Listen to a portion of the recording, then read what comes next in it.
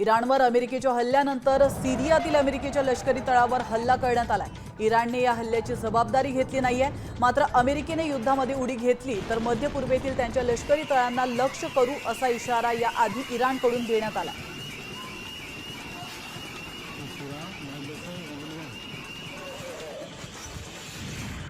जगभरात तिसऱ्या महायुद्धाची भीती पसरली आहे, कारण इराण इस्रायल संघर्षामध्ये अमेरिकेने देखील आता उडी घेतली आहे। अमेरिकेने केलेल्या हल्ल्यानंतर येमेनच्या लष्कराने या युद्धामध्ये इराणला मदत करण्याची घोषणा केली आहे। लेबननने युद्धामध्ये सहभागी होण्यास नकार दिलाय, तर पाकिस्तान, ओमान आणि कतारने अमेरिकेच्या हल्ल्यांचा तीव्र निषेध केला।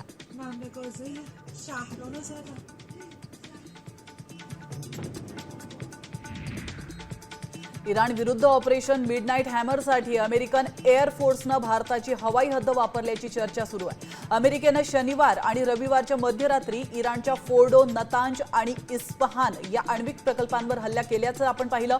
अमेरिकेने त्यासाठी आपलं खास B-2 स्पिरिट बॉम्बर विमान वापरलं होतं। हे तिन्ही आण्विक प्रकल्प समूळ नष्ट करण्यासाठी 13,600 किलो वजनाचे GBU-57 हे शक्तिशाली बॉम्ब त्यांनी टाकले होते।